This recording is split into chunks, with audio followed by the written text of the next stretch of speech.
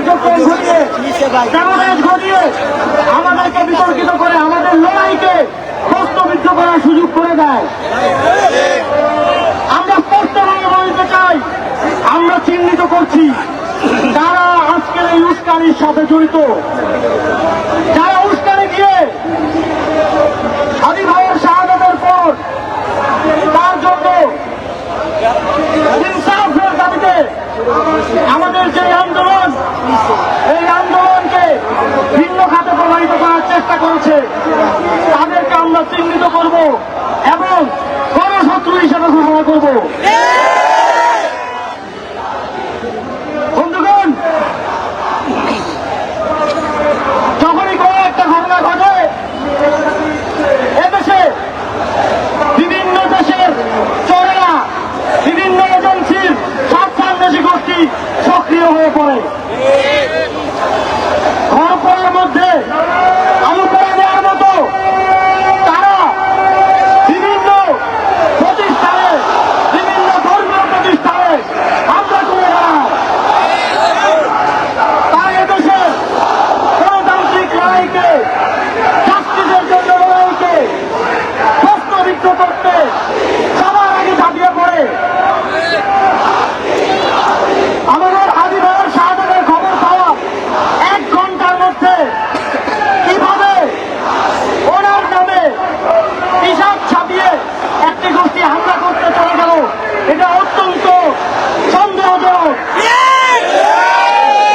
যখন বাংলাদেশের জনগণ প্রত্যেকটি জুলাই ঐক্যবদ্ধ হচ্ছে, আমরা এখানে ঐক্যবদ্ধ বিচার চাইছি, আমরা খুনিদের ফেরত দেওয়ার কথা বলছি, আমরা আগ্রাসনের বিরুদ্ধে আমাদের আওয়াজ তুলছি, তখন কেন বিভাজন উস্কে দিল আমাদের তাদেরকে চিনে রাখতে হবে।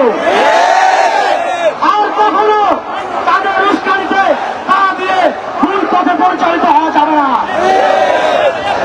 অভ্যুত্থানের পরে হাদি ভাই ইনকিলাব কালচারাল সেন্টার, ইনকিলাব মঞ্চ প্রতিষ্ঠা করে আমাদেরকে দেখিয়েছেন কিভাবে গঠনতান্ত্রিক ভাবে সামাজিক, সাংস্কৃতিক এবং রাজনৈতিক লড়াই চালিয়ে যেতে হয়।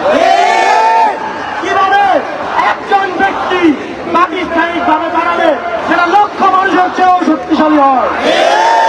হাদি ভাই নিজেকে একটা প্রতিষ্ঠান হিসেবে গড়ে তুলেছিলেন। হাদি ভাইয়ের লড়াই আমাদের লড়াই, এই লড়াই করার লড়াই, ভাঙার বিরুদ্ধে, আগুনের বিরুদ্ধে, সন্ত্রাসের বিরুদ্ধে শক্তিশালীভাবে প্রতিষ্ঠিত হওয়ার লড়াই। এই লড়াইকে বাধাগ্রস্ত করতে আমরা কাউকে সুযোগ দেব না, কাউকে ছাড় দেব না।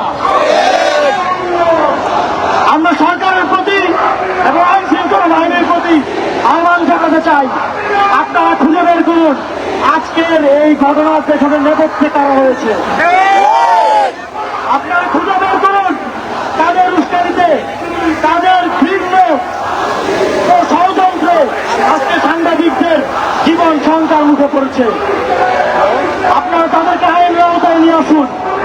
তবে কোনোভাবেই এই ধরনের কোন ডিস্ট্রাকশন কিংবা এই ধরনের সাবোটেজে থেমে যাওয়া যাবে না। হাদি ভাইয়ের জন্য আমাদের লড়াই, আগ্রাসনের বিরুদ্ধে আমাদের লড়াই, হাদি ভাইয়ের খুনিদের ফেরত দেওয়ার দাবিতে আমাদের এই লড়াই চলমান থাকবে। আমি বাংলাদেশের জনগণকে আহ্বান জানাতে চাই, আগামীকাল প্রত্যেকটি মসজিদে, খুতবায় এবং মোনাজাতে হাদি ভাইয়ের জন্য দোয়া করুন এবং জুমার পর সারা বাংলাদেশে প্রত্যেকটি জুলাই আন্দোলনের স্পটে আবারও বিক্ষোভ মিছিল সমাবেশ আয়োজন করুন। সকল আগ্রাসনকারী শক্তিকে আমাদের দেখিয়ে দিতে হবে আমরা ঐক্যবদ্ধ আছি, ছিলাম এবং থাকব। যতদিন পর্যন্ত এই খুনিদের এবং খুনি হাসিনাকে ফেরত না দেওয়া হবে আমাদের আন্দোলন চলমান থাকবে। হাদি ভাই আমরা সবাই ভুলি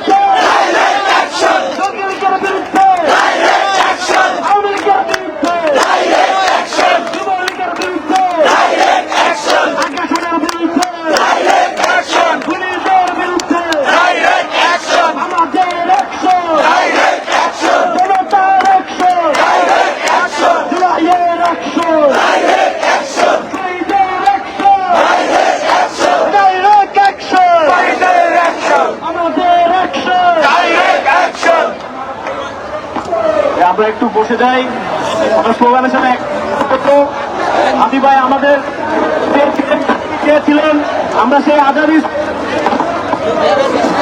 আমরা কি আজাদি স্লোগান দেখতে পারি? এই একটা লিগ দাও, একটা লিগ দাও, লিগ দাও, লিগ দাও, লিগ দাও, লিগ দাও, লিগ দাও,